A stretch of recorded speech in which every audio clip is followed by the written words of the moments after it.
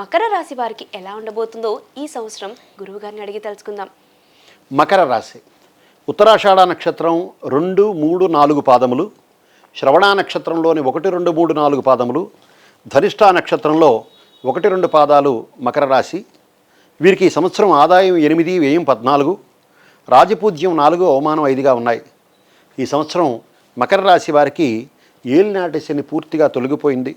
కొన్ని సంవత్సరముల నుంచి వీరు పడుతున్నటువంటి శారీరక, మానసిక, ఆర్థిక ఇబ్బందులు కొంతవరకు ఈ సంవత్సరం తొలగేటువంటి అవకాశం ఉన్నది.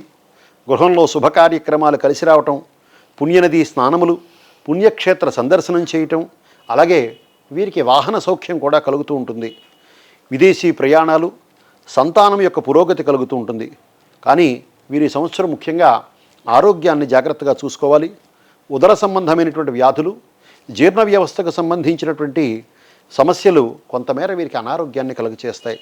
ఉద్యోగస్తులు, రాజకీయ నాయకులు, కవులు, కళాకారులు, సినీ మరియు టీవీ పరిశ్రమల వారికి ఈ సంవత్సరం మంచి ఆదరణ కలిగి వారందరికీ కూడా అనుకూలంగా ఉంటుంది.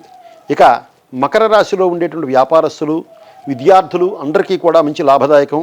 విద్యార్థులకు విదేశీ చదువులు యోగిస్తాయి.